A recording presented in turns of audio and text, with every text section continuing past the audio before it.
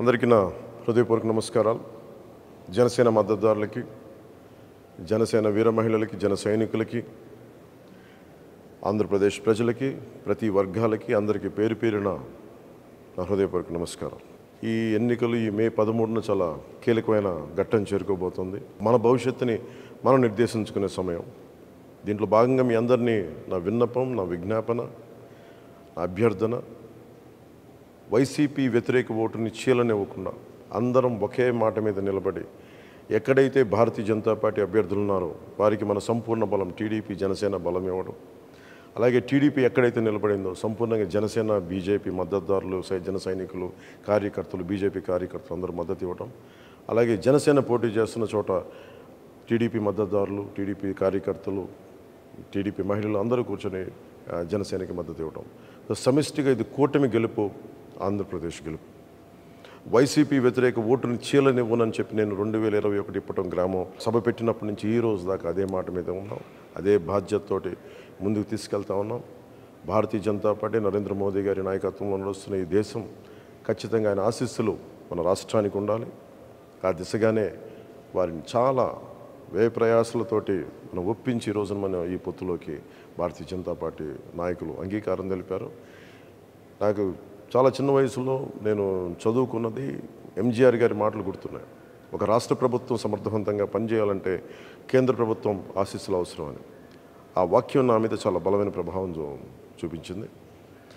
ఎందుకంటే మన కేంద్ర ప్రభుత్వం లేకుండా ఈ ఫెడరల్ స్ట్రక్చర్లో కేంద్ర ప్రభుత్వం సహాయ సహకారాలు లేకుండా ముందుకు నడవటం చాలా చాలా కష్టం. వీటన్నింటినీ దృష్టిలో పెట్టుకొని ముఖ్యంగా 6 అంశాల మీద మనం ముందుకెళ్తున్నాం. విద్య, వైద్యం, ఉపాధి, సాగునీరు, తాగునీరు, లా అండ్ ఆర్డర్. విద్యకు సంబంధించి ప్రభుత్వం ఫీజు రీయింబర్స్మెంట్స్ చేయలేదు. ఎయిడెడ్ స్కూల్స్ మూసేశారు. సరైన నాణ్యతతో కూడిన విద్యా విధానం లేదు. అలాగే సంక్షేమ పథకాలు, అమ్మఒడి లాంటిది కూడా ఎంతమంది బిడ్డలు ఉంటే అంతమందికి ఇస్తామని చెప్పి ఇవ్వలేదు. ఒకరికి ఇచ్చి మరి అందరికి ఇచ్చిన భ్రమ కల్పించారు.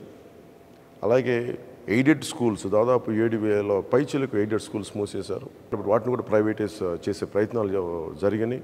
కొన్ని చోట్ల అడ్డుకున్నా, కొన్ని చోట్ల కుదరలేదు, కొన్ని చోట్ల ప్రైవేట్ పరం అయిపోయినాయి. అది విద్య పరంగా ఎవరికి కూడా సరైన ఫీజు రీయింబర్స్మెంట్లు జరగలేదు. ఎన్టీఆర్ హెల్త్ యూనివర్సిటీని పేర్లు మార్చేశారు. ఆంధ్ర యూనివర్సిటీని వైసీపీ కార్యాలయంగా చేశారు. విశ్వవిద్యాలయాల్లో కూడా వైసీపీ ప్రభుత్వం తాలూకు పోకడ, దాని జోక్యం నిజంగా విశ్వవిద్యాలయాల తాలూకు ఔన్నత్యాన్ని, ఉన్నతిని మంటగలిపింది. ఇవన్నీ మార్చుకోవడం, భవిష్యత్తులో నాణ్యమైన విద్య, విశ్వవిద్యాలయాల తాలూకు దాని తాలూకు సమగ్రత కాపాడుకునేలాగా ఉంటాం. అలాగే మనకి వైద్యానికి సంబంధించి మనం ప్రతి కుటుంబానికి 25 లక్షల రూపాయలు మనం హెల్త్ ఇన్సూరెన్స్ ఇస్తూ ఉన్నాం కూటమి ప్రభుత్వం తరపు నుంచి. అలాగే primary health care, secondary health care, tertiary health care అన్ని గవర్నమెంట్ హాస్పిటల్స్ని చాలా బలోపేతం చేస్తాం. అది కూటమి ప్రభుత్వం తీసుకున్న నిర్ణయం. అలాగే ముఖ్యంగా ఎక్కడైతే మనకి పొల్యూషన్ ఉందో, కాలుష్యం ఉందో, కాలుష్యం ఆరోగ్యాన్ని ఇబ్బంది పెడుతుందో ఆ కాలుష్య నియంత్రణ మండలి ద్వారా వాటిని సరిచేసే బాధ్యత కూటమి ప్రభుత్వం తీసుకుంటుంది. ఉపాధి మనకి వచ్చి అన్ని మెగా డిఎస్సిని రిలీజ్ చేస్తాం, డిఎస్సి రిలీజ్ చేస్తాం, 18,000 పైచిలకు పోస్టులను భర్తీ చేస్తాం, పోలీస్ కానిస్టేబుల్స్, ఎస్ఐలు పోస్టులు భర్తీ చేస్తాం, నిరుద్యోగాన్ని రక్కసిని పారదోలుతామని చెప్పి మనకి ప్రభుత్వంలోకి వచ్చిన వ్యక్తి కనీసం పట్టుమని 10 ఉద్యోగాలు కూడా ఇవ్వలేదు. కేవలం అరాకొర సంక్షేమంతో దాన్ని ఎక్కువ అడ్వర్టైజ్మెంట్స్ తోటి ముందుకు తీసుకెళ్ళి సంక్షేమాన్ని కూడా సంపూర్ణంగా చేయలేకపోయిన ప్రభుత్వం, ఉపాధి ఇవ్వలేకపోయిన ప్రభుత్వం, మనకి జాబ్ క్యాలెండర్ రిలీజ్ చేయలేని ప్రభుత్వం. ఇది మారాలి అంటే ఖచ్చితంగా మన కూటమి ప్రభుత్వం రావాలి. వచ్చిన వెంటనే ముందుగానే మన మెగా డిఎస్సిని మనం దాని మీదే ఉంటుంది, ముందుకు తీసుకెళ్తాం రాగానే. అలాగే సిపిఎస్ కాంట్రిబ్యూటరీ పెన్షన్ స్కీమ్కి సంబంధించి మాట ఇచ్చి మరి వెనక్కి వెళ్ళిపోయాడు. వారం రోజుల్లో సంతకం పెడతానని చెప్పిన వ్యక్తి ఈ రోజున దాన్ని గాల్లోకి వదిలేశాడు.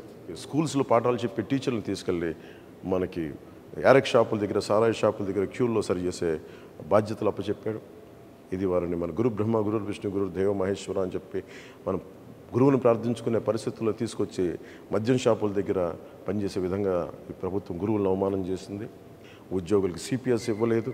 వీటన్నిటిని దృష్టిలో పెట్టుకొని నేను గురువులకి గౌరవం ఇచ్చేలాగా, వారికి వేతనం సకాలంలో అందేలాగా అలాగే సిపిఎస్, నేను ఉమ్మడి ఆంధ్రప్రదేశ్ మాజీ ప్రభుత్వ ఉద్యోగ కొడుకుగా నాకు కష్ట నష్టాలు తెలుసు.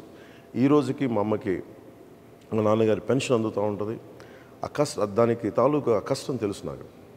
అలాంటిది కంట్రిబ్యూటరీ పెన్షన్ స్కీమ్ పదవి విరమణ చేసిన ఉద్యోగులందరికీ కూడా సంవత్సరం లోపు నేను మీకు మాటిస్తున్నాను.